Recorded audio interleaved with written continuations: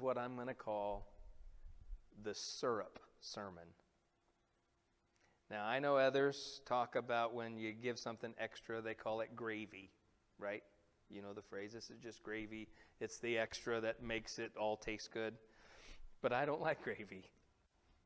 I prefer syrup, and so we can argue about which one's better later, but I'm the one with the microphone, and so this is the syrup sermon. This is that little extra that kind of brings it all together and makes it taste really good. So we're talking about living intentionally and love, being patient, and our relationship with others when they're good, when they're bad, when they're ugly, what we can do to keep them righteous and holy and headed in the right direction.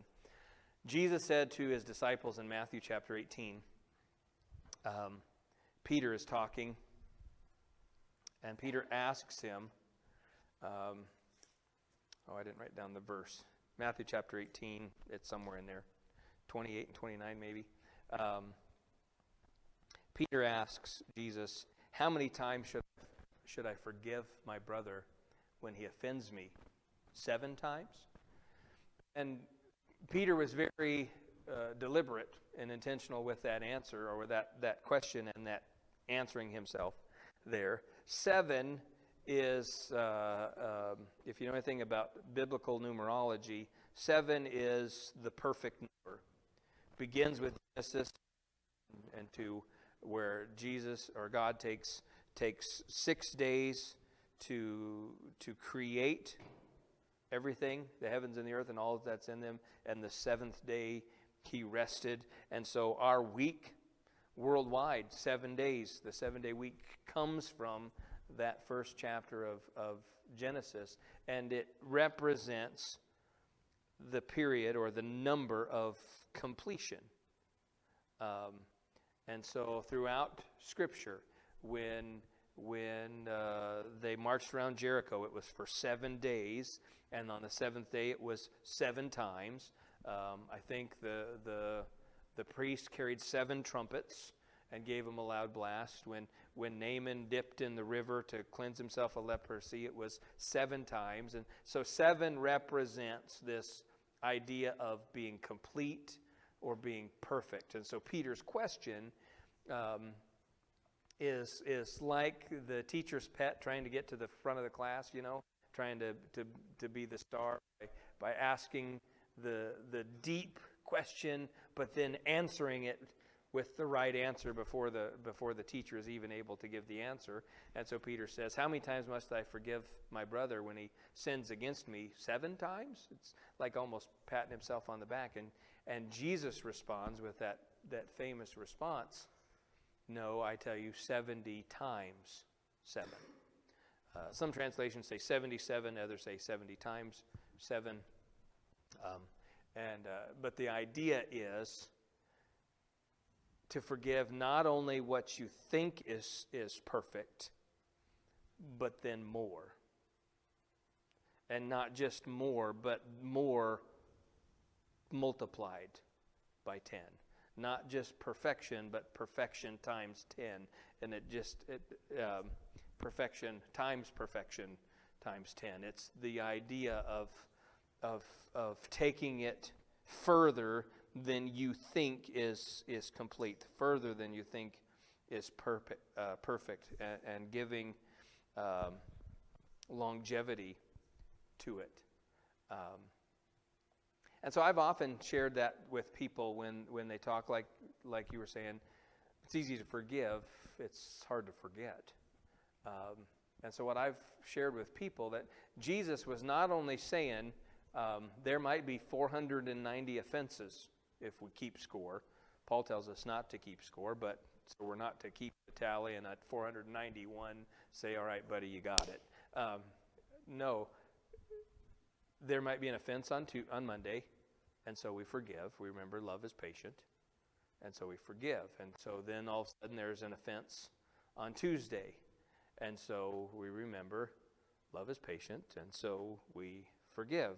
And then on Wednesday there's an offense, and then on Thursday and on Friday and on Saturday and every day or every other day or once a week, whatever it might be, the offense an offense keeps getting repeated, or a new offense comes, and so we're to constantly be forgiving the shortcomings of another individual and what they bring to a relationship and whatever offense they bring our way. But I find it interesting that Jesus didn't say to Peter, forgive him for 70 times 7 offenses. He just said forgive 70 times 7, which may mean multiple offenses, that you have a constant forgiveness, attitude of forgiveness to keep giving. Or it may mean one offense that you have to forgive day after day after day. I had a lady come to me once, and the offense was 20 to 25 years old. And she said, I can't look at their face. And I said, well, to forgive them. I have forgiven them. I forgave them 20 years ago. And I said, well, you need to forgive them again. And I shared the story of Jesus' interaction with Peter and said, you may need to forgive the same offense 70 times 7. Again, this is that idea of being intentional. Forgiveness is not something that is to be an attitude that we reciprocate, but that we initiate, because it's possible we could go 490 days and the person who has offended us may never know that they've offended us. But yet we feel the offense day after day. And so we forgive it on Monday, and then suddenly we wake up on Tuesday and we remember. We got to forgive. And then on Wednesday, we're reminded of it. They've moved on. They've forgotten that an offense even took place. They've never asked for forgiveness, but we must forgive. And Thursday comes up, and Friday, and all of a sudden it's been weeks, months, maybe even years. Just the other day we were walking in Walmart, and a lady who our relationship ended with offense with a gal. 12 years ago. It was the first time in 12 years that we had seen her walking through Walmart. And I saw her, and I turned to the door and I said, hey, is that? And we both looked, and she never saw us, and we didn't flag her down. But one of the things that struck me was I didn't have the sense that I needed to go avoid her or hide. There was no animosity. There was no, if she would have seen us and talked, I would have talked back cordially and nice. And the thought that maybe it's the old cliche, time heals all wounds. I think what Jesus is saying is in 70 times 7 is we have to give each offense its forgiving moment.